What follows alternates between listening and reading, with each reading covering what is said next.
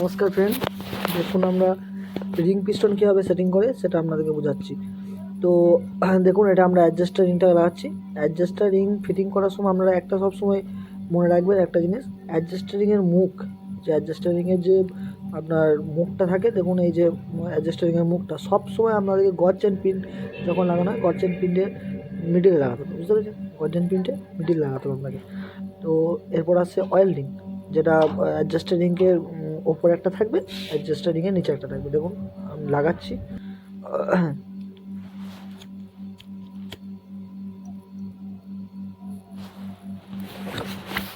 দেখুন আমরা অয়েল রিংটা ফিটিং করছি।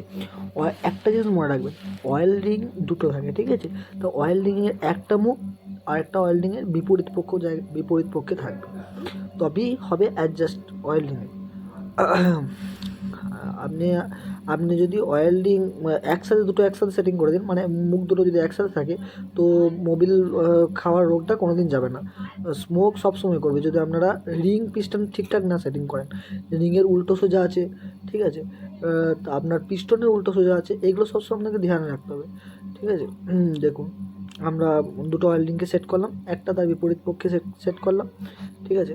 এরপর আসবে আপনার কম্প্রেসার রিং, ঠিক আছে? এরপর আসবে আপনার কম্প্রেসার রিং। দেখুন কম্প্রেসার রিংটা সেটিং করার একটা নিয়ম আছে। দেখুন এখানে মার্কিং করা আছে, দেখুন টপ 1 টপ 2। টপ 2টা সবসময় মিডিলে লাগবে, যেটা ব্ল্যাক কালার হয়।